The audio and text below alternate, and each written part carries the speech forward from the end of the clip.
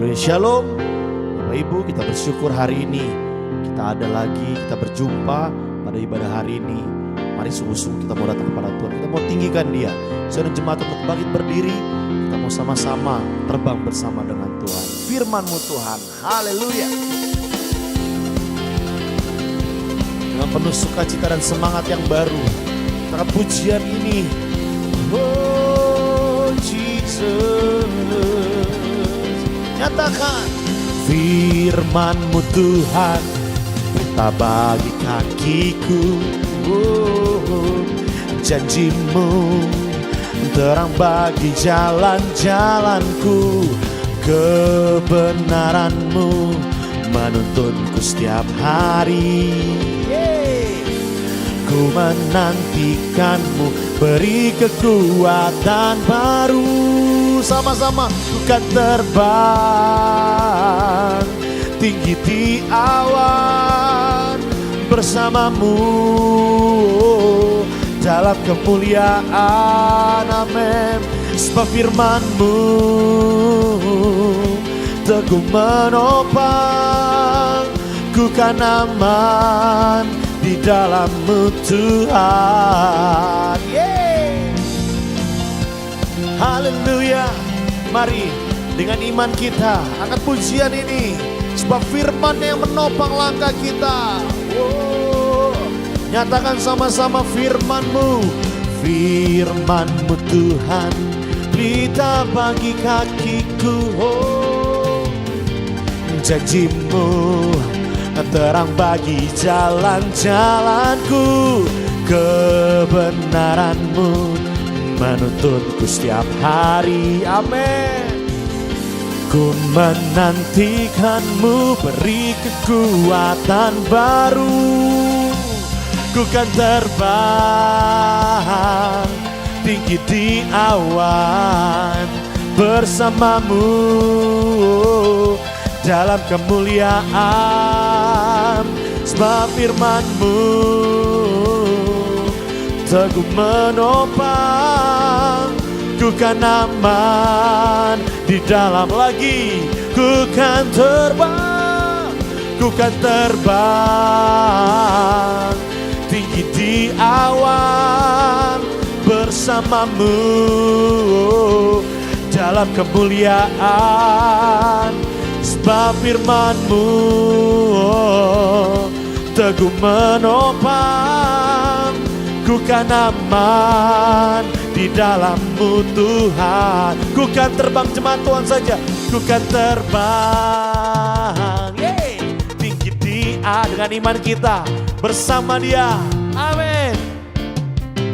Dalam sebab apa? Sebab firman-Nya. Sebab firman-Mu teguh menopang, ku kan aman di dalam-Mu Tuhan. Sama-sama lebih lagi nyatakan, ku kan terbang tinggi di awan bersama-Mu dalam kemuliaan. Sebab firman-Mu Tuhan teguh menopang, ku kan aman di dalam. Ku kan aman, ku kan aman di dalam. Ku kan aman, ku kan aman di dalam-Mu Tuhan. Haleluya.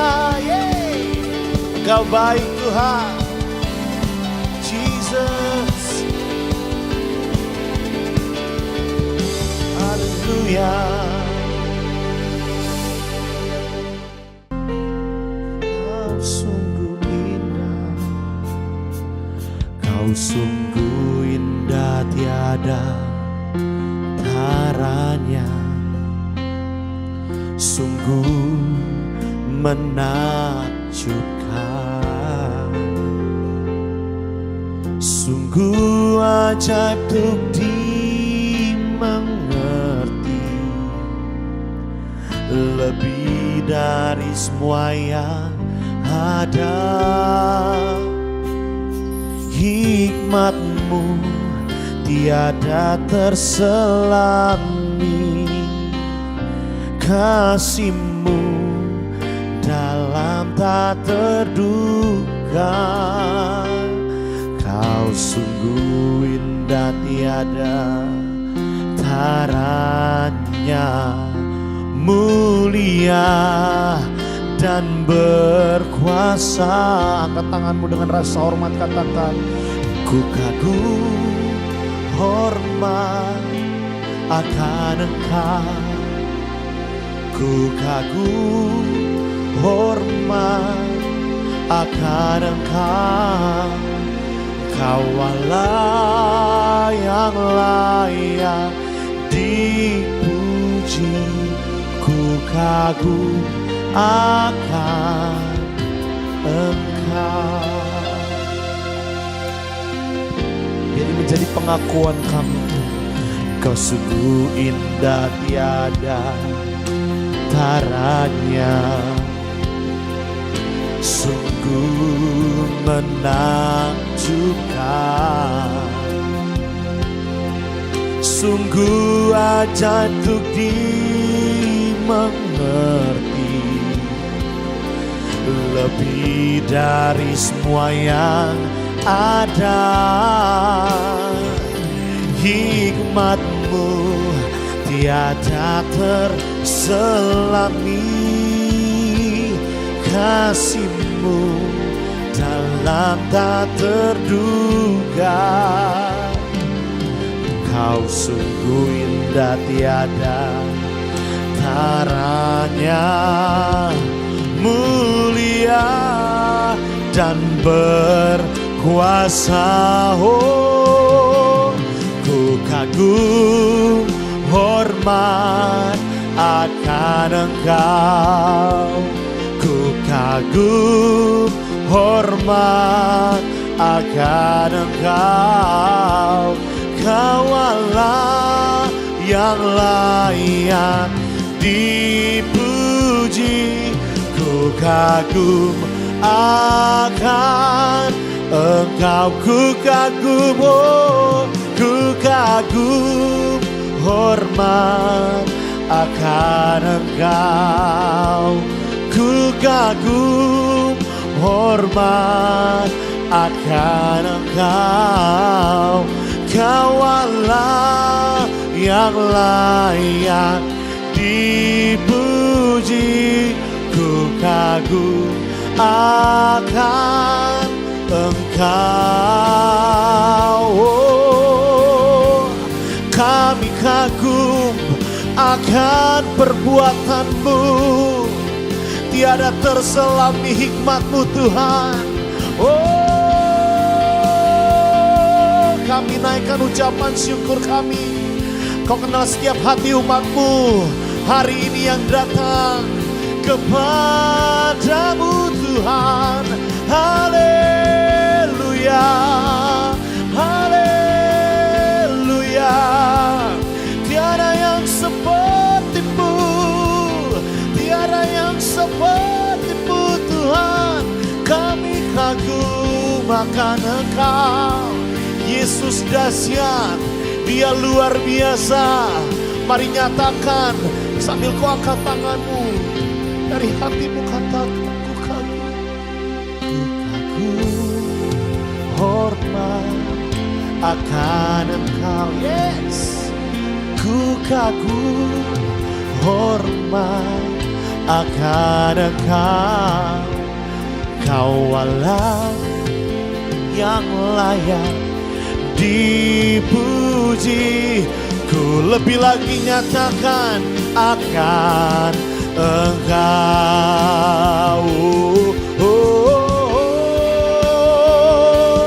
Ku kagum hormat akan Engkau. Ku kagum hormat akan Engkau. Kau Allah yang layak dipuji. Ku kagum akan Engkau. Ku kagum akan ku kagum, ku kagum akan Engkau.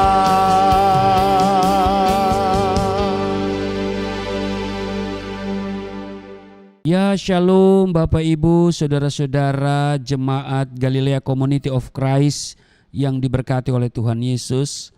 Apa kabar hari ini? Saya berdoa kiranya engkau baik-baik dan sehat-sehat saja dalam segala sesuatu, sama seperti jiwamu baik-baik saja.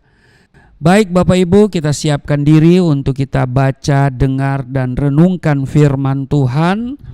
Sebelumnya mari kita berdoa. Segala hormat kemuliaan hanya bagimu Allah di dalam nama Yesus Kristus. Kami datang di hadapan-Mu, kami mengucap syukur buat kasih dan anugerah-Mu yang sudah kami nikmati sampai pada hari ini. Kami akan baca, dengar, dan renungkan firman Tuhan dalam kesempatan ibadah Raya Minggu hari ini. Urapi kami, buka hati pikiran kami. Kami percaya firman-Mu bermanfaat untuk mengajar, menyatakan kesalahan, memperbaiki kelakuan, dan mendidik kami kepada kebenaran. Sebab itu urapi kami, buka hati pikiran kami, dan apa yang kami baca dari Alkitab, kami dengar dari firman-Mu, itu termaterai di dalam hati kami, menjadi rema dalam hidup kami, menjadi kekuatan untuk kami melangkah di hari-hari yang Tuhan karuniakan kepada kami. Dan urapi juga hamba-Mu yang tidak ada apa-apanya, di dalam nama Tuhan Yesus, haleluya, amin. Bapak Ibu, kita akan baca di dalam Mazmur 62 pada ayat 1 sampai dengan ayatnya yang ke-13. Lembaga Alkitab Indonesia memberi judul Perasaan Tenang Dekat Allah. Ayat 1, untuk pemimpin biduan menurut Yedutun Mazmur Daud. Hanya dekat Allah saja aku tenang, daripadanya lah keselamatanku. Hanya dialah gunung batuku dan keselamatanku, kota bentengku, aku tidak akan goyah. Berapa lamakah kamu hendak menyerbu seseorang, hendak meremukkan dia, hai kamu sekalian, seperti terhadap dinding yang miring, terhadap tembok yang hendak roboh? Mereka hanya bermaksud menghempaskan dia dari kedudukannya yang tinggi. Mereka suka kepada dusta, dengan mulutnya mereka memberkati, tetapi dalam hatinya mereka mengutuki. Ayat 6, hanya pada Allah saja kiranya aku tenang, sebab daripadanya lah harapanku. Hanya dialah gunung batuku dan keselamatanku, kota bentengku, aku tidak akan goyah. Ayat 8, pada Allah ada keselamatanku dan kemuliaanku, gunung batu kekuatanku, tempat perlindunganku ialah Allah. Ayat 9, percayalah kepadanya setiap waktu hai umat, curahkanlah isi hatimu di hadapannya, Allah ialah tempat perlindungan kita. Ayat 10, hanya angin saja orang-orang yang hina, suatu dusta saja orang-orang yang mulia. Pada neraca mereka naik ke atas, mereka sekalian lebih ringan daripada angin. Ayat 11, janganlah percaya kepada pemerasan, janganlah menaruh harap yang sia-sia kepada perampasan. Apabila harta makin bertambah, janganlah hatimu melekat padanya. Ayat 12, satu kali Allah berfirman, dua hal yang aku dengar, bahwa kuasa dari Allah asalnya. Ayat 13, dan daripadamu juga kasih setia ya Tuhan, sebab Engkau membalas setiap orang menurut perbuatannya. Demikian yang kita baca di Mazmur 62 pada ayat 1 sampai dengan ayatnya yang ke-13. Yang berbahagia ialah mereka yang membaca dan merenungkan firman Tuhan itu serta melakukannya dalam kehidupan setiap hari. Bapak, Ibu, saudara-saudara, sahabat Galilea dan seluruh jemaat Galilea Community of Christ yang diberkati oleh Tuhan Yesus. Hari-hari ini ada banyak orang yang dikuasai oleh yang namanya kekhawatiran, kecemasan, dan kemudian tidak menjadi tenang. Namun setiap kita yang ada di dalam Kristus, saudara dan saya, pasti akan hidup tenang. Amin. Tetapi ingat, setan tidak senang melihat kita hidup tenang. Ia selalu berusaha membuat suasana hati kita kacau sehingga kita menjadi kacau, ya, orang bilang kacau-kacau, supaya orang-orang menjadi panik dan kehilangan ketenangan. Jadi iblis berusaha merampas ketenangan yang ada pada kita. Ya kan? Dia nggak mau lihat kita hidup tenang. Dia mau lihat kita hidup di dalam kebimbangan dan juga kecemasan, kegalauan, dan kekhawatiran. Itulah sebabnya Petrus menasihatkan kita, kalau kita baca di 1 Petrus pasal 4 ayat 7, kuasailah dirimu dan jadilah tenang supaya kamu dapat berdoa. Nah, di sini kita bisa menarik sebuah pelajaran penting. Berarti doa yang efektif adalah doa yang lahir dari hati yang tenang. Iya kan? Kuasailah dirimu dan jadilah tenang supaya kamu dapat berdoa. Jadi doa yang efektif adalah doa yang lahir dari hati yang tenang. Mengapa? Karena orang yang tenang dapat merasakan kehadiran Tuhan. Amin. Orang yang tenang akan dapat mendengarkan suara Tuhan dan percaya Tuhan pasti akan membelanya. Artinya, ya, setiap orang percaya sangat membutuhkan yang namanya ketenangan.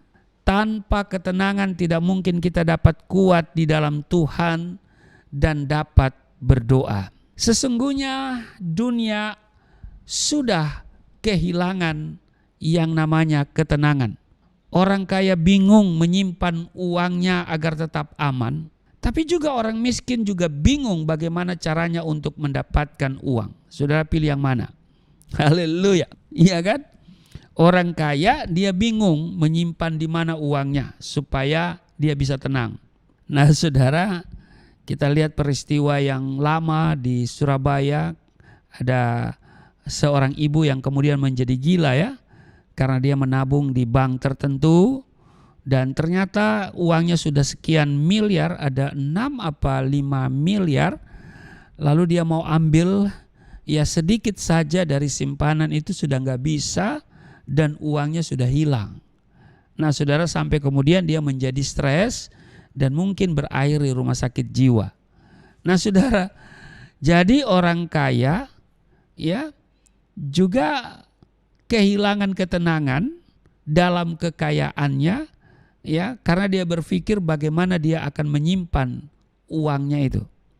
Ya kan? Tetapi juga orang miskin tidak tenang, kenapa? Karena tidak punya duit.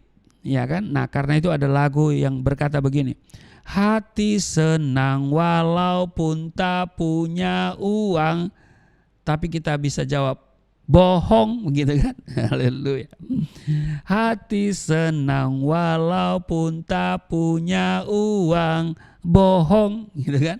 Haleluya. Nah, jadi setiap orang percaya sangat membutuhkan yang namanya ketenangan.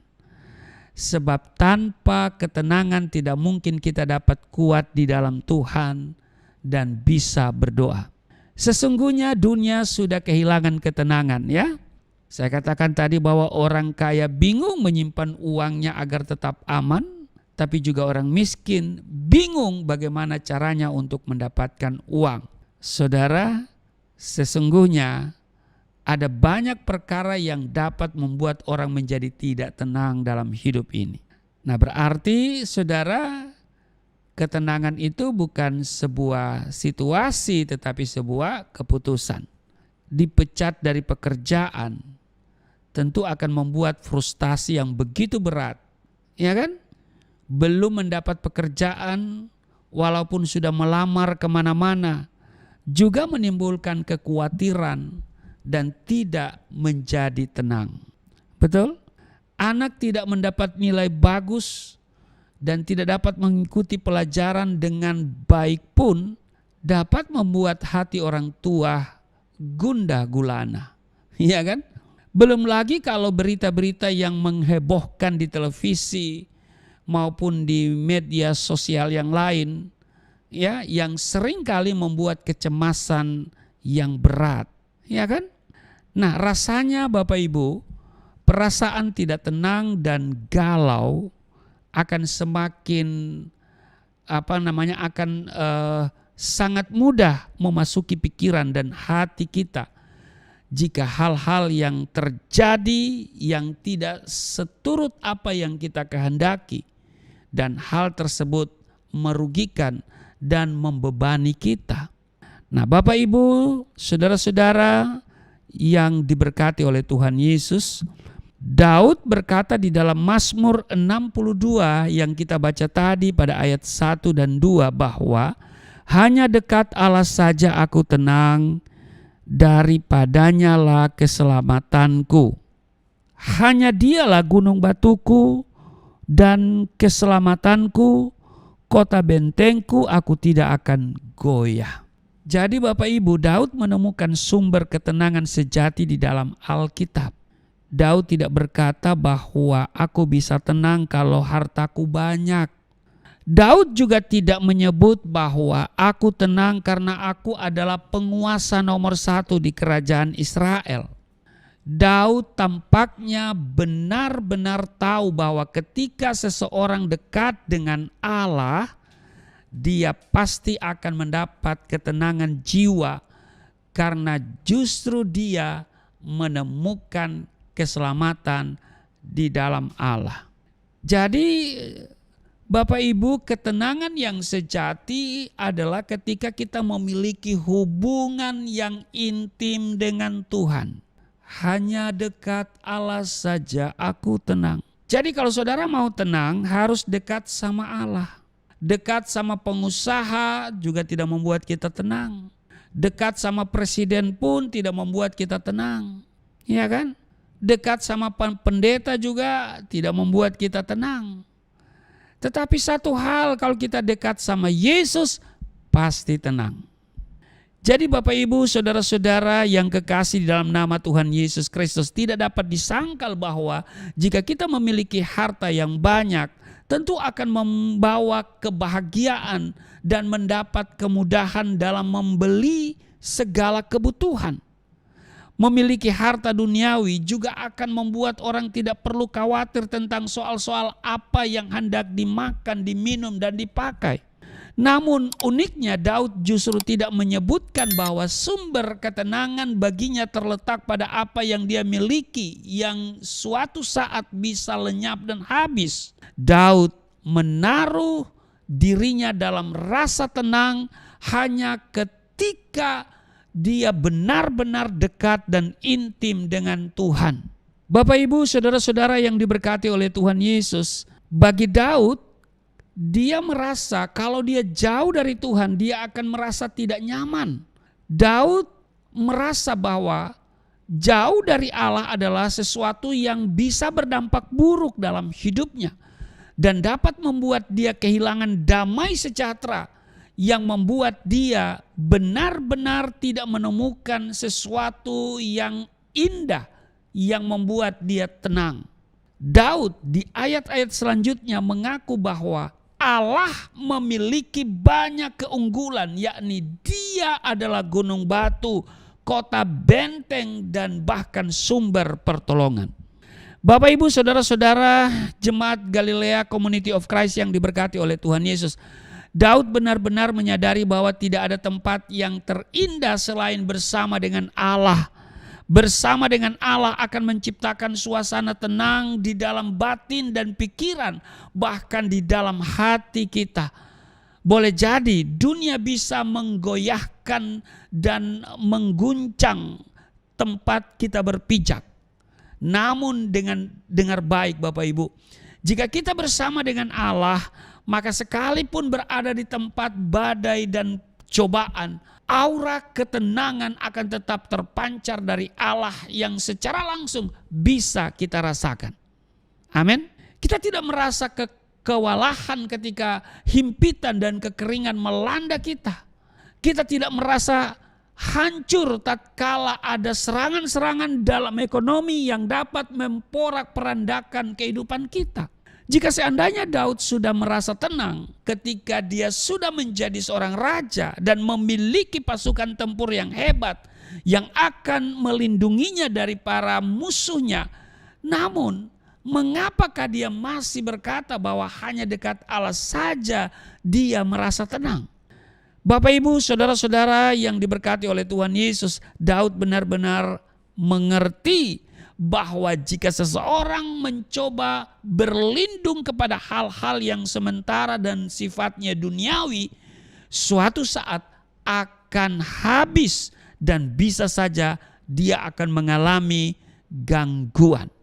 Daud yang begitu yakin dan mantap berkata bahwa jiwanya hanya tenang yaitu jika dia bersama-sama dengan Allah.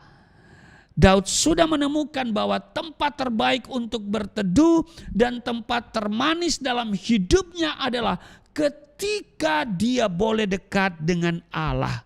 Daud tahu persis perbedaan orang yang dekat dengan Allah dan orang yang hidupnya jauh dari Allah, bahkan di luar Allah.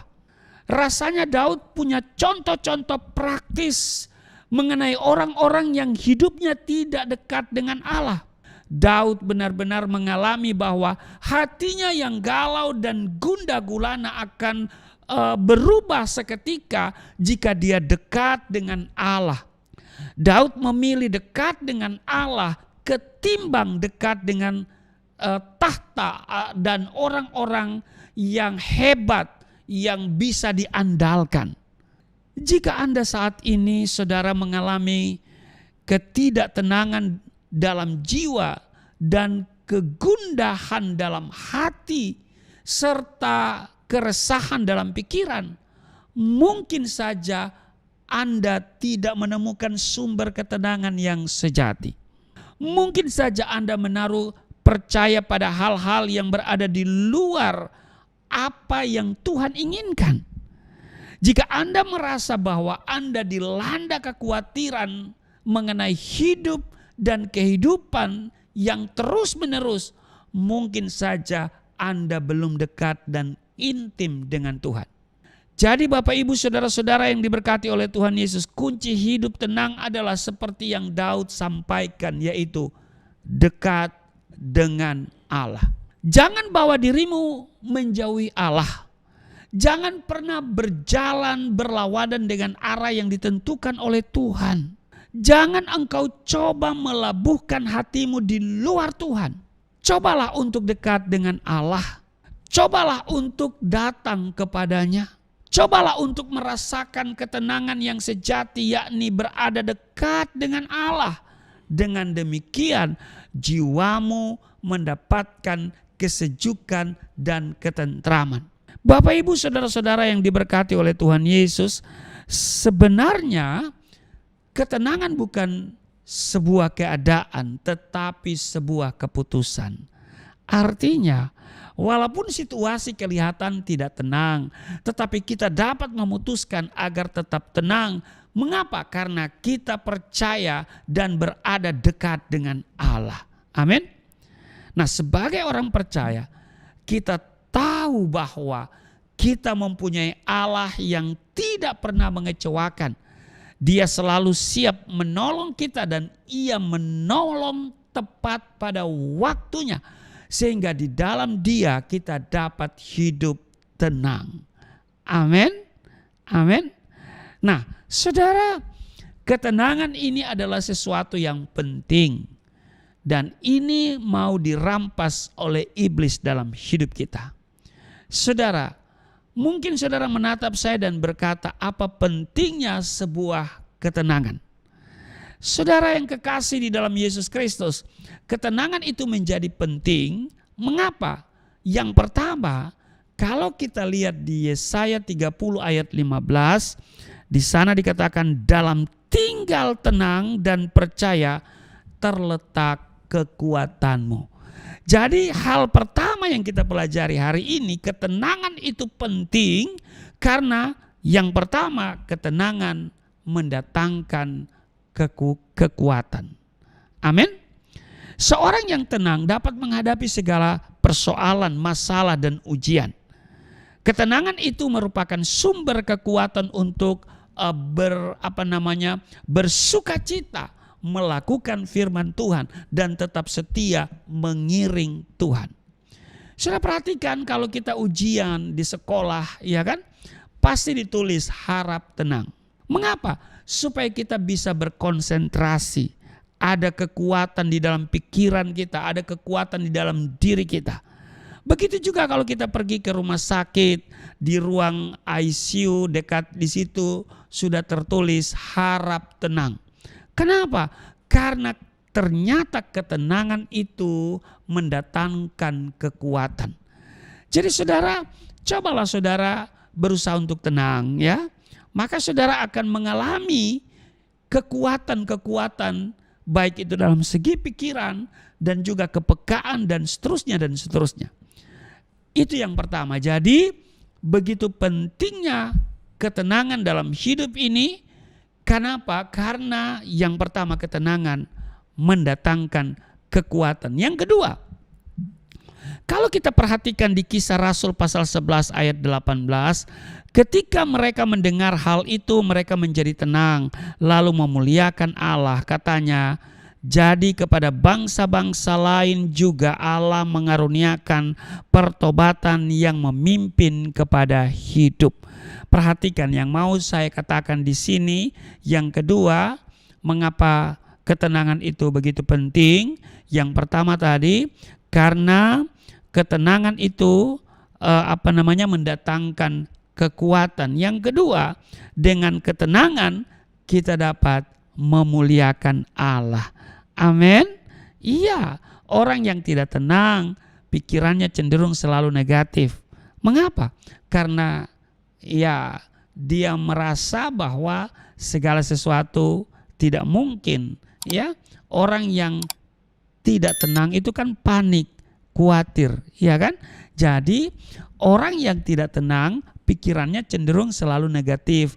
Karena itu mustahil dia dapat memuliakan Allah. Ya kan? Jadi orang yang tidak tenang itu pikirannya selalu negatif. Nah, karena itu ketika pikirannya sudah negatif, tidak mungkin dia bisa memuliakan Allah. Jadi saudaraku yang kekasih, dikatakan di sini bahwa ya jadi kepada bangsa-bangsa lain juga Allah mengaruniakan pertobatan yang memimpin kepada hidup. Ya. Nah, saudara, ketika mereka mendengar hal itu mereka menjadi tenang, lalu apa? Memuliakan Allah. Ini yang harus kita garis bawahi. Ketika mereka mendengar hal itu, ya, mereka menjadi tenang. Apa yang mereka dengar ya saudara baca secara keseluruhan di dalam Kisah Rasul pasalnya yang ke-11 mulai ya di ayat mungkin saudara baca dari atas ya, Petrus mempertanggungjawabkan baptisan Kornelius di Yerusalem. Nah, ayat 18 itu ya ada di bagian perikop itu ya saudara ya. Jadi di ayat 18 itu adalah bagian dari Petrus mempertanggungjawabkan baptisan Kornelius di Yerusalem. Nah, ini menarik, coba saya bacakan untuk saudara. Rasul-rasul dan saudara-saudara di Yudea mendengar bahwa bangsa-bangsa lain juga menerima firman Allah. Ketika Petrus tiba di Yerusalem, orang-orang dari golongan yang bersunat berselisih pendapat dengan dia. Kata mereka, engkau telah masuk ke rumah orang-orang yang tidak bersunat dan makan bersama-sama dengan mereka. Nah, tetapi Petrus menjelaskan segala sesuatu berturut-turut. Katanya, aku sedang berdoa di kota Yope. Tiba-tiba rohku diliputi kuasa ilahi dan aku melihat suatu penglihatan, suatu benda berbentuk kain lebar yang bergantung pada keempat sudutnya diturunkan dari langit sampai di depanku. Aku menatapnya dan di dalamnya aku lihat segala jenis binatang berkaki 4 dan binatang liar dan binatang menjalar dan burung-burung. Lalu aku mendengar suara berkata kepadaku, bangunlah hai Petrus, sembelilah dan makanlah. Tetapi aku berkata, tidak Tuhan, tidak, sebab belum pernah sesuatu yang haram dan yang tidak tahir masuk ke dalam mulutku. Akan tetapi untuk kedua kalinya suara dari surga berkata kepadaku, apa yang dinyatakan halal oleh Allah tidak boleh engkau nyatakan haram. Hal itu terjadi sampai 3 kali, lalu semuanya ditarik kembali ke langit. Dan seketika itu juga 3 orang berdiri depan rumah di mana kami menumpang. Mereka diutus kepadaku dari Kaisarea. Lalu kata roh kepadaku, pergi bersama mereka dengan tidak bimbang. Dan ke-6 saudara ini menyertai aku. Kami masuk ke dalam rumah orang itu dan ia menceritakan kepada kami bagaimana ia melihat seorang malaikat berdiri di dalam rumahnya dan berkata kepadanya, suruhlah orang ke Yope untuk menjemput Simon yang disebut Petrus. Ia akan menyampaikan suatu berita kepada kamu yang akan mendatangkan keselamatan bagimu dan bagi seluruh isi rumahmu. Dan ketika aku mulai berbicara, turunlah Roh Kudus ke atas mereka, sama seperti dahulu ke atas kita. Maka teringatlah aku akan perkataan Tuhan, Yohanes membaptis dengan air, tetapi kamu akan dibaptis dengan Roh Kudus. Jadi, jika Allah memberikan karunia-Nya kepada mereka sama seperti kepada kita pada waktu kita mulai percaya kepada Yesus Kristus, bagaimanakah mungkin aku mencegah dia?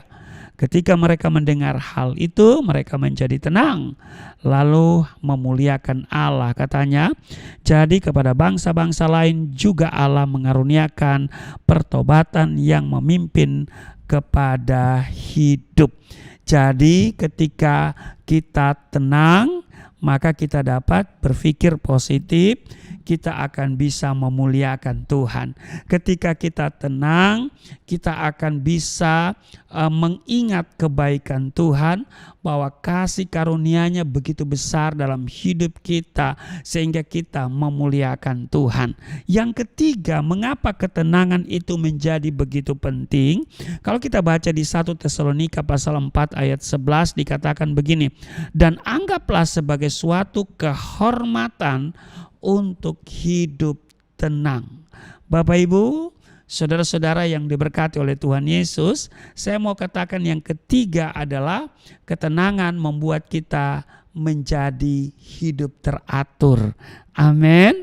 Karena tidak tenang, banyak keputusan dan jalan keluar yang ditempuh menjadi keliru. Tidak tenang membuat kita cenderung menjadi orang yang ceroboh dan sembrono dalam mengatasi masalah. Orang yang tenang hidupnya menjadi teratur dan dapat mengambil keputusan yang sehat dan tepat. Jadi Bapak Ibu yang kekasih, ketenangan membuat hidup kita menjadi teratur. Kalau kita tenang, maka hidup kita akan teratur ya. Makan kita teratur ya kan, kemudian istirahat kita teratur dan aktivitas kita teratur. Tapi kalau kita panik saudara ya, kadang kita mau tidur nggak bisa tidur ya, makan nggak bisa makan ya saudara ya, itu orang yang tidak tenang ya, orang yang panik ya. Kalau sudah panik, sudah galau, tidak tenang. Nah saudaraku yang kekasih, hari-hari ini ada banyak orang yang tidak tenang ya. Nah saudara, mari kita tenang hari-hari ini. Amin. Nah yang keempat, Kalau kita lihat di 1 Petrus pasal 4 ayat 7, kesudahan segala sesuatu sudah dekat, karena itu kuasailah dirimu dan jadilah tenang supaya kamu dapat berdoa. Nah saudara, yang saya mau katakan, mengapa ketenangan itu begitu penting? Nah di sini kita dapat kebenarannya bahwa dengan hati yang tenang kita mudah untuk berdoa. Amin.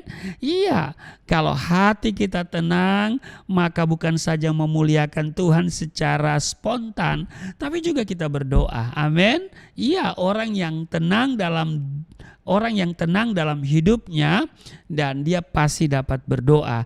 Nah, orang yang berdoa dengan tenang bukan hanya menyampaikan apa yang ia mau kepada Allah, tapi juga dia terbuka untuk mendengar apa yang Tuhan mau terjadi dalam hidupnya. Amin. Maka orang yang tenang itu dia akan lebih mudah, ya dikatakan di poin 3 tadi, dia dapat memuliakan Allah, dan di poin 4 ini dia mudah untuk berdoa. Nah, Alkitab menjelaskan kepada kita bahwa hati yang tenang akan menyegarkan tubuh. Itu tercatat di Amsal 14 ayatnya yang ke-30.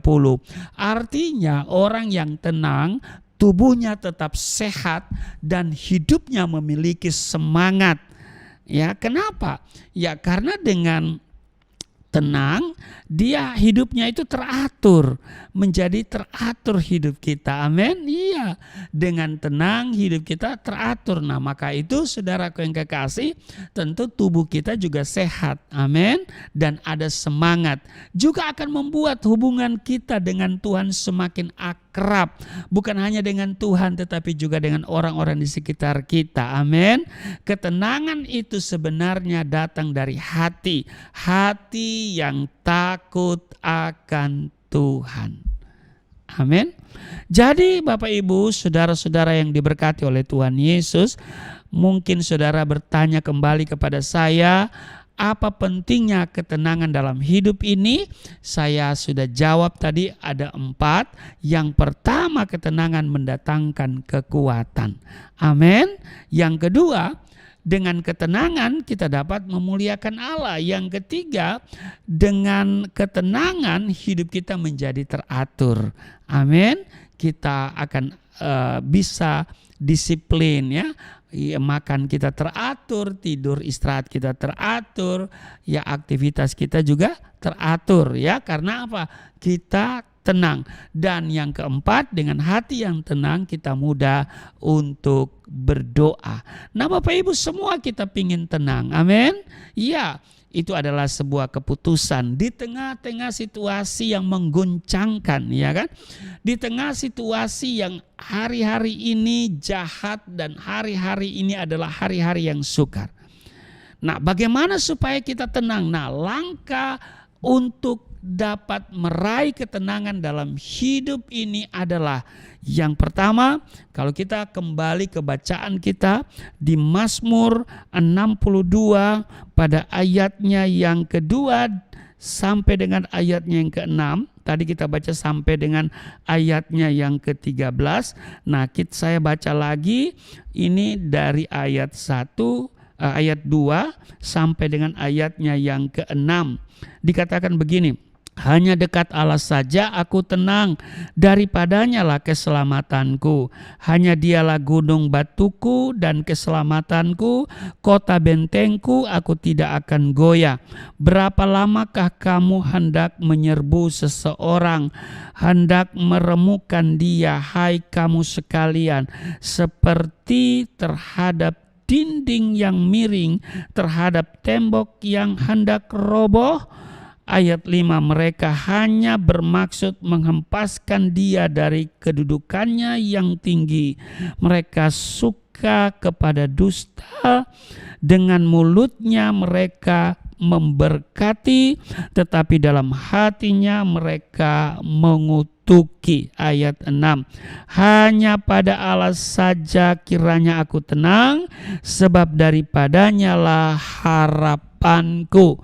Nah Bapak Ibu, yang pertama, langkah-langkah untuk mendapatkan mendapatkan atau meraih ketenangan dalam hidup ini, yang pertama adalah hidup dekat dengan Allah. Hanya dekat Allah saja aku tenang. Jadi saudara, tidak ada tempat yang lain yang membuat kita tenang, hanya dekat kepada Allah. Bukan dekat kepada presiden, bukan dekat kepada penguasa, bukan dekat dengan Polri, bukan dekat dengan TNI, bukan dekat dengan siapapun di dalam dunia ini, tetapi hanya dekat kepada Allah. Artinya sebesar apapun masalah, seberat apapun persoalan, kita tidak takut. Amin. Tetapi kita tetap percaya bahwa Tuhan menyertai kita dan Dia akan memberikan perlindungan dan kemenangan yang besar dalam hidup setiap kita. Amin. Jadi yang pertama, langkah-langkah untuk meraih ketenangan hidup adalah dekatlah dengan Allah. Hidupmu akan menjadi tenang. Amin. Yang kedua, kalau kita membaca di Mazmur 23 ya, pada ayat 1 dan ayatnya yang kedua sampai ayatnya yang ketiga, kita baca di sini. Ya, ini perikopnya adalah Tuhan gembalaku yang baik. Mazmur Daud. Tuhan adalah gembalaku, takkan kekurangan aku. Ia membaringkan aku di padang yang berumput hijau. Ia membimbing aku ke air yang tenang. Ia menyegarkan jiwaku. Ia menuntun aku di jalan yang benar oleh karena namanya. Nah, saudaraku yang kekasih, ya, langkah-langkah untuk mendapat atau meraih hidup yang tenang, yang pertama tadi adalah dekatlah dengan Allah. Yang kedua, saudara, yang saya mau katakan adalah menaklukkan diri sepenuhnya di dalam pengaturan Tuhan. Tuhan gembalaku, takkan kekurangan aku. Amin. Biarlah Tuhan yang berotoritas atas hidup kita. Jadi kita menaklukkan diri sepenuhnya di dalam pengaturan Tuhan. Artinya belajar untuk hidup berdasarkan perintah-perintah Sang Gembala. Amin. Ya, kita fokus pada perintahnya dan itu kita aplikasikan dalam hidup kita. Amin. Maka saudaraku yang kekasih, ya, kita bukan lagi berjalan dengan kekuatan kita, tetapi juga berjalan dengan kuasa Roh Kudus, ya, kuasa firman Allah, ya kan, yang kuasa perintah-perintah Tuhan dalam hidup kita. Amin. Ya, kita mau takluk diri kita sepenuhnya di dalam pengaturan Tuhan.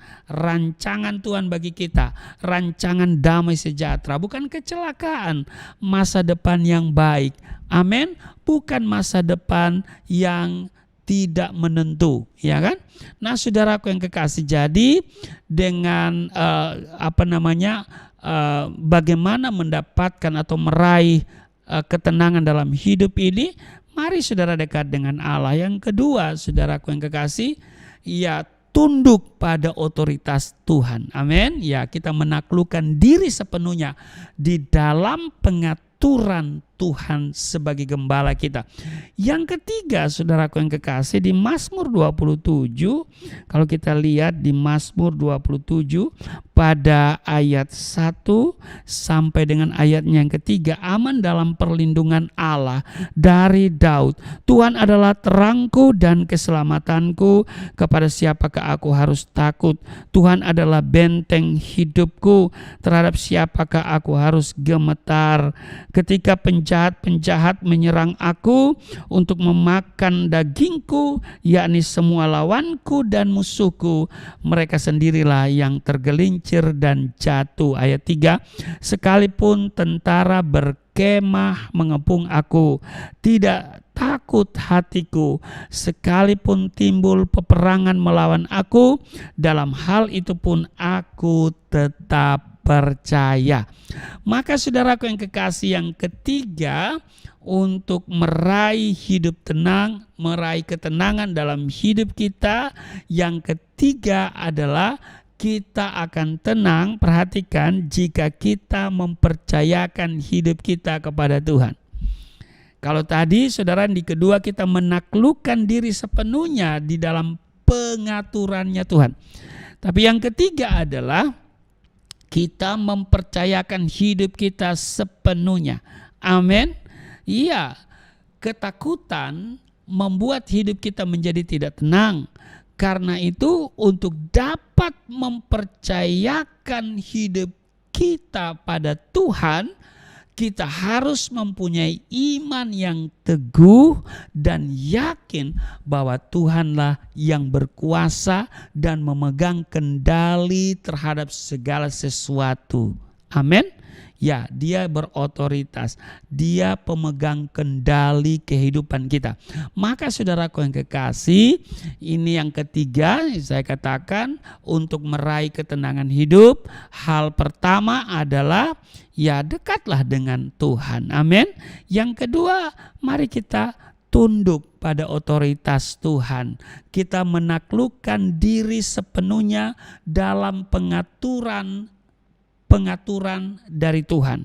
Ya kan, seperti Tuhan Yesus katakan, bukan kehendakku tetapi kehendakmu. Yang ketiga, kita akan tenang jika kita mempercayakan diri sepenuhnya. Kita mempercayakan diri, kita menyerahkan seluruh hidup kita kepada Dia. Amin, saudara. Jadi yang keempat, Bapak Ibu, langkah-langkah untuk meraih ketenangan dalam hidup ini kita lihat di Yesaya pasalnya yang ke-32 ayatnya yang ke-17. Dikatakan begini, di mana ada kebenaran di situ akan tumbuh damai sejahtera, dan akibat kebenaran ialah ketenangan dan ketentraman untuk selama-lamanya. Jadi perhatikan yang keempat yang mau saya katakan, bagaimana meraih ketenangan dalam hidup ini, yaitu komitmen kita untuk hidup dalam kebenaran. Hiduplah dalam kebenaran. Amin. Nah, saudaraku yang kekasih, ya, di mana ada kebenaran, maka di situ akan tumbuh damai sejahtera. Amin. Waktu hidup kita tidak benar, maka disitulah tidak ada ketenangan. Tapi kalau kita hidup benar, ya saudara, maka di sana akan ada ketenangan. Yusuf pernah difitnah, ya kan? Nah, kemudian dipenjara. Namun perhatikan, karena ia hidup dalam kebenaran, maka ia tidak takut, tetapi dia tetap tenang. Nah, saudara, mari kita hidup benar supaya kita meraih ketenangan. Sebab kalau saudara tidak hidup benar, ya, maka saudara akan was-was, ya, penuh curiga, ketakutan melanda hidupmu. Jadi Bapak Ibu saudara-saudara yang kekasih dalam Yesus Kristus, saya menarik kesimpulan pada kesempatan ini bahwa setiap orang percaya sangat membutuhkan yang namanya ketenangan. Tanpa ketenangan tidak mungkin kita dapat kuat di dalam Tuhan, dan juga tanpa ketenangan kita tidak dapat berdoa dengan efektif. Amin. Nah, ketenangan bukan sebuah keadaan tetapi sebuah keputusan. Artinya walaupun situasi kelihatannya tidak tenang, tetapi kita dapat memutuskan agar kita bisa hidup tenang. Amin.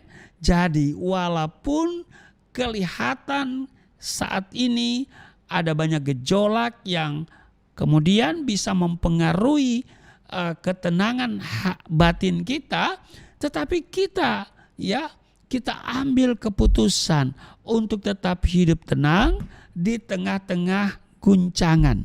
Amin. Ya, kita ambil keputusan untuk dapat hidup di tengah situasi yang sukar dan jahat. Amin. Nah, Bapak Ibu, mengapa ketenangan itu menjadi penting? Maka saudara, kita sudah pelajari tadi bahwa ketenangan mendatangkan kekuatan. Itu yang pertama. Bahwa yang kedua, dengan ketenangan kita dapat memuliakan Allah. Yang ketiga, ketenangan membuat hidup kita menjadi teratur. Yang keempat, dengan hati yang tenang kita mudah untuk berdoa. Nah, jadi Bapak Ibu yang kekasih, mari kita terima kebenaran ini. Jangan lupa bahwa langkah-langkah untuk dapat meraih ketenangan hidup adalah hidup dekat dengan Tuhan. Dekatlah engkau dengan Tuhan. Amin. Kemudian menaklukkan diri sepenuhnya di dalam pengaturannya Tuhan. Amin.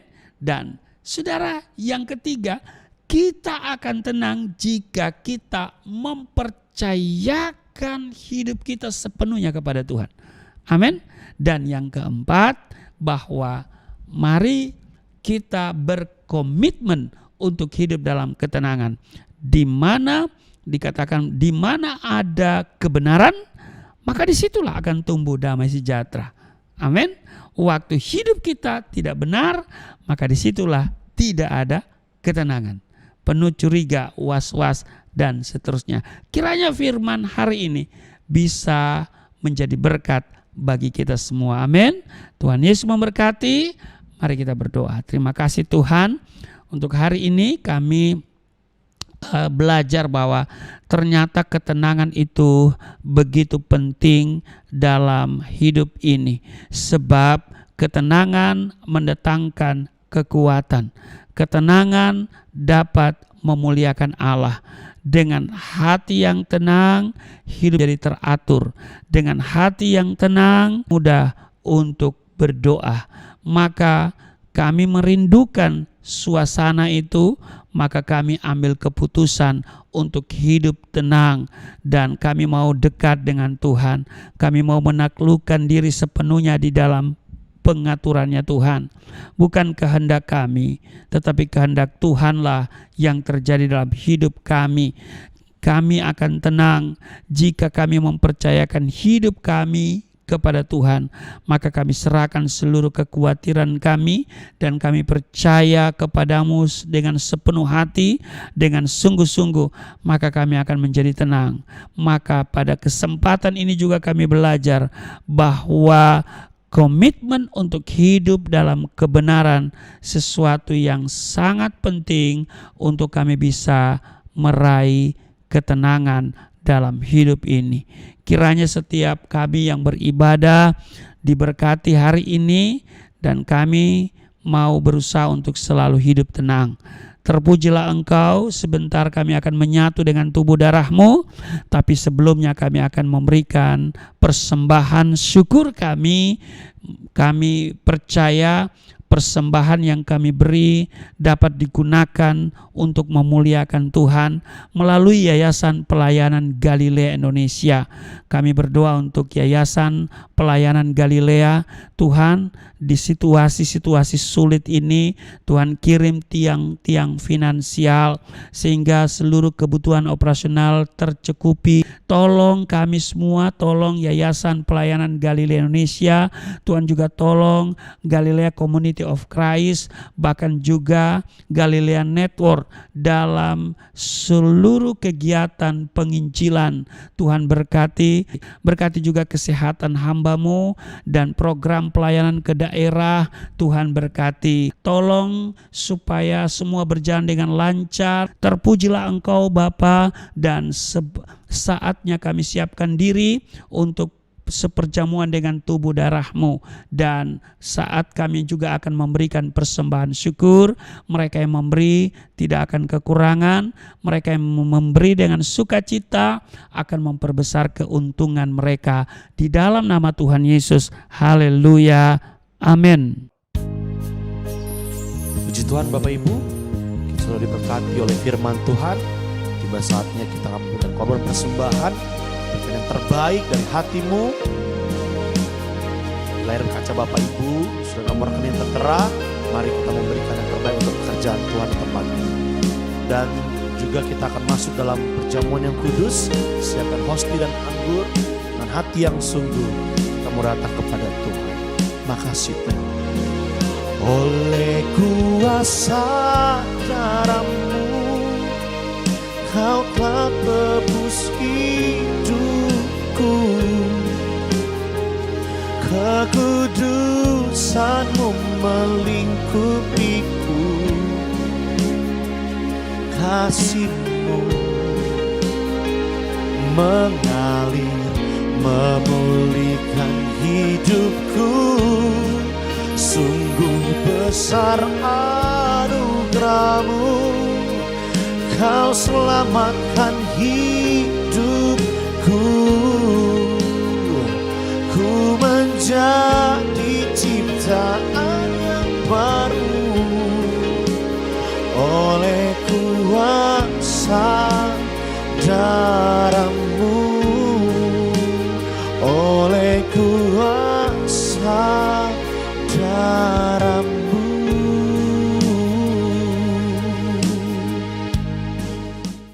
Iya Bapak Ibu, terima kasih untuk persembahan yang saudara berikan guna pekabaran Injil yang dilakukan oleh Yayasan Pelayanan Galilea Indonesia, juga untuk dana operasional kegiatan Galilea Community of Christ dan juga Galilea Network.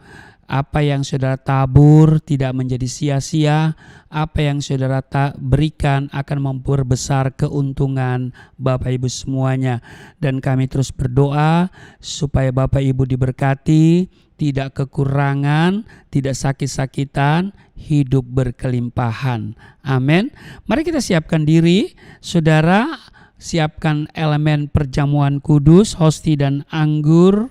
Saya akan membacakan di dalam 1 Korintus pasal 11 ayat 23, sebab apa yang telah kuteruskan kepadamu telah aku terima dari Tuhan, yaitu bahwa Tuhan Yesus pada malam waktu ia diserahkan mengambil roti, dan sesudah itu ia mengucap syukur atasnya, ia memecah-mecahkannya dan berkata, inilah tubuhku yang diserahkan bagi kamu, perbuatlah ini menjadi peringatan akan aku. Di ayat 25, demikian juga ia mengambil cawan sesudah makan lalu berkata, cawan ini adalah perjanjian baru yang dimateraikan oleh darahku, perbuatlah ini setiap kali kamu meminumnya menjadi peringatan akan aku. Demikian tertulis di 1 Korintus pasal 11 ayat 23, 24 dan 25. Saya jemput kita semua berdiri. Mari kita angkat hosti ya dengan tangan kita di atas kepala, dan mari kita katakan perkataan positif, perkataan iman yang juga merupakan kualitas hidup kita. Ya, mari kita katakan bersama-sama di dalam nama Yesus Kristus. Inilah roti yang turun dari surga, inilah tubuh Yesus Kristus yang tergantung di atas kayu salib, yang memberikan keselamatan hidup kekal di dalam kerajaan surga, yang menyempurnakan tubuhku agar sehat sempurna, menyempurnakan jiwa dan rohku supaya dibangkitkan pada akhir zaman. Inilah tubuh Yesus Kristus yang tergantung di atas kayu salib, tertikam, tertombak, agar kami tidak terkapar di rumah sakit, tidak terkapar di meja operasi, tidak terkapar di ruang ICU, tidak lumpuh, tidak pikun, tidak koma. Aku tolak segala bentuk tumor, segala bentuk kanker, segala bentuk penyakit, kuman, virus, sakit penyakit, segala luka di tubuhku, penderitaanku, kesusahanku, kemiskinanku, kegagalanku sudah diangkat, diselesaikan oleh Yesus Kristus di atas kayu salib.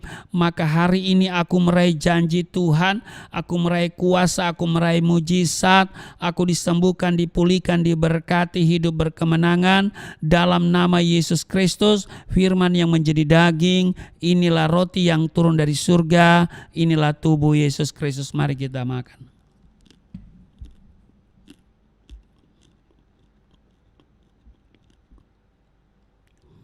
Mari kita ambil anggur dibentuk menjadi darah Kristus, kita angkat, kita katakan bersama-sama, di dalam nama Yesus Kristus. Inilah darah Yesus Kristus yang tertumpah di atas kayu salib sebagai perjanjian yang baru dan yang kekal, yang memberikan pengampunan atas dosa-dosaku, yang menyucikan dan menguduskan kami, agar kami semua termaterai menjadi warga kerajaan surga.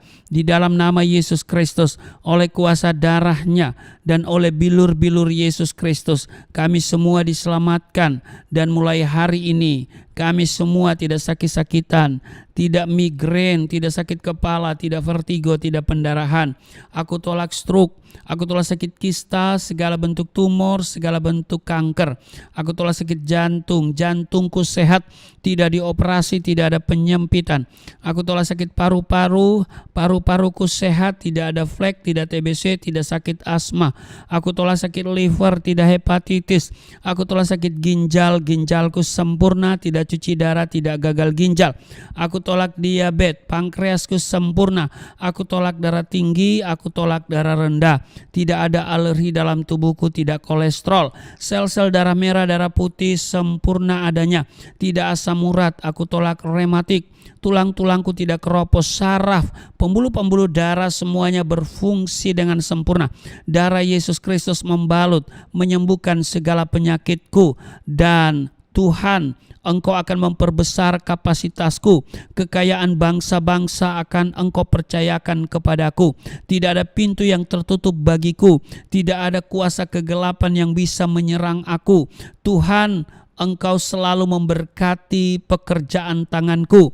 Apa saja yang aku kerjakan, Tuhan selalu buat berhasil. Mujizat dan terobosan akan menjadi bagianku. Pengurapan dan otoritas ilahi ada dalam hidupku. Di dalam nama Yesus Kristus. Inilah darah Yesus Kristus. Mari kita minum.